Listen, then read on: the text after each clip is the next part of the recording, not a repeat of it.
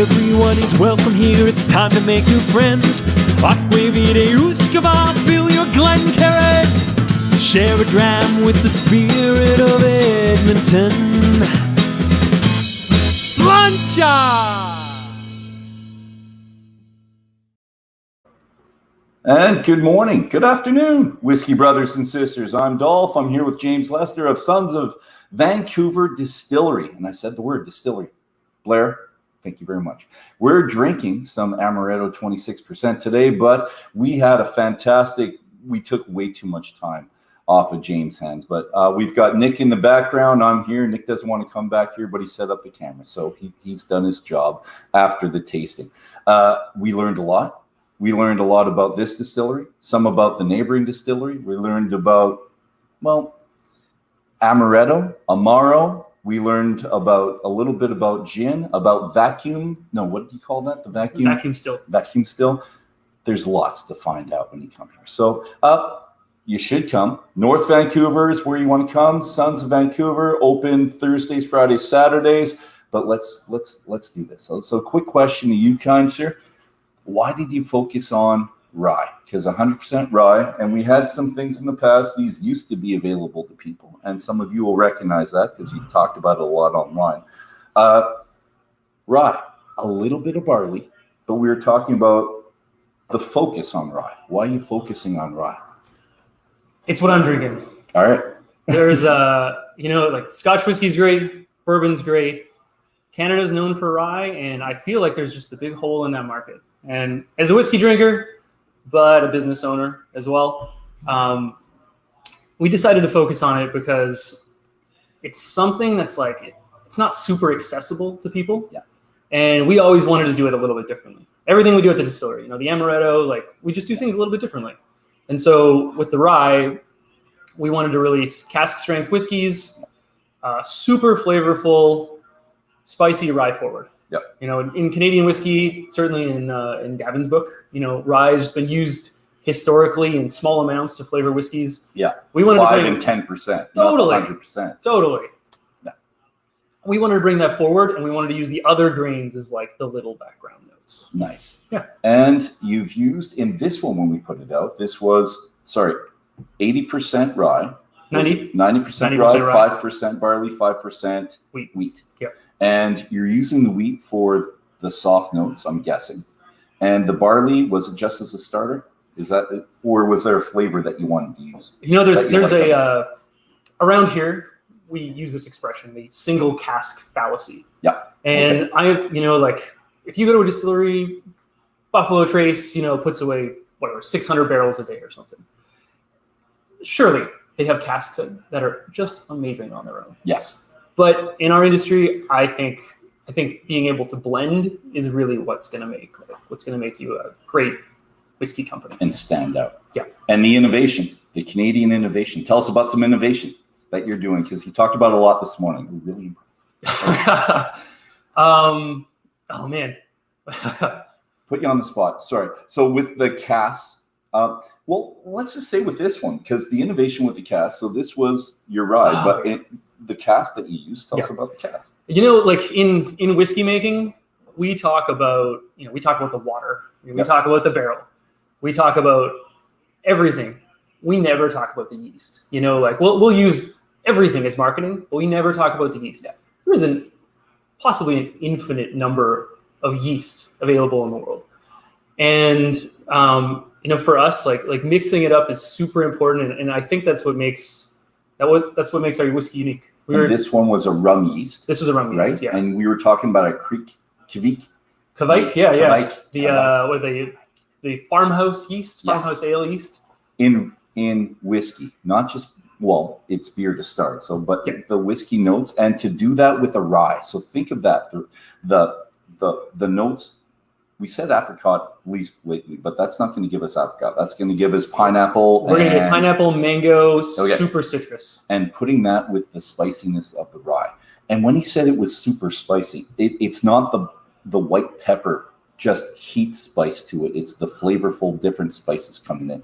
And Nick said it's like eating a bread of rye or a loaf of rye in there at the same time. So it's lovely. We love the rye. We love the different casks. We love the fact that this was in a very unique cask. And was this from, what company was the cask from? Westland. It was Westland's peat that you got it from.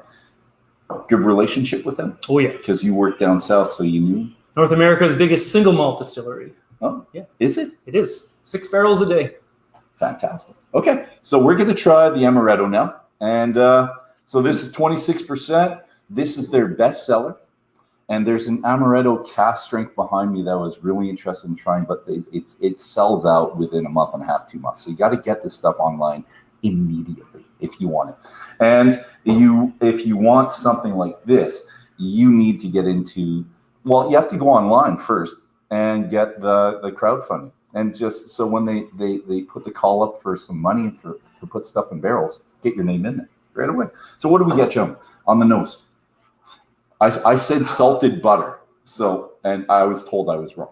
So okay. There's no salt. We use 10 pounds of salted butter to right make the there. Amaretto. Oh, okay. Oh, it's the strong apricot smell I'm getting. So just the sweetness. I get the honey. So it's a honey sweetness instead of a. I think the honey caramel. comes across as maple a lot of the time. Okay. Yeah, I'm getting. So definitely honey for me. Aftertaste. I mean, And without tasting it, still something on the nose that's a little bit salty. And maybe it's just the salt air in North Vancouver that's coming, but I'm getting kind of saltiness. And even if it's not salted butter, I'm going to stick with salty. Okay. I did at first, but now after I revisited and smelled it again, the salt left. Mm-hmm. All right. So he's also convinced I'm wrong. So on the palate, gentlemen, let's go on to something like could be right. And I really taste the honey on the palate.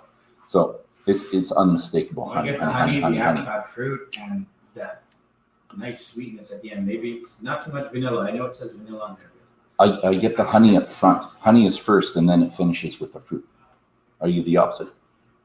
I get honey. I get a little bit of like that sherry licorice as well. Okay. And one more. Yeah, one more. I hate to use stone fruit. God, I hate the word stone fruit. But what is it, an avocado? But there's a little bit of like a fig or plum in there. Okay. Oh, that works with it. So we can go with the Christmas cake flavors in there. And maybe that's what you have to do. You make your Christmas cake and you dump this all over it. It won't catch fire for people, but it will give it a really good flavor to it. So I think that's it. Or if you still have that Christmas cake that grandma gave you a couple of years ago sitting in the freezer, pull it out, dump this all over it and let it sit there. It will go over very well. It's fantastic. And is it what you expected? Like when you first started your distillery and you're thinking you're making this, did you think this would be your best seller right up front? Absolutely. You did? Yep. And when did you think of this? Maybe it's a family recipe and you shouldn't tell anybody. Before we opened, I worked at a distillery down in Washington, making bourbon, and I had a friend down there who made limoncello, and this was like 10 years ago, or probably 9 years ago, and Washington State, I've always said like the spirits scene is maybe 5 years ahead of Vancouver, or British Columbia.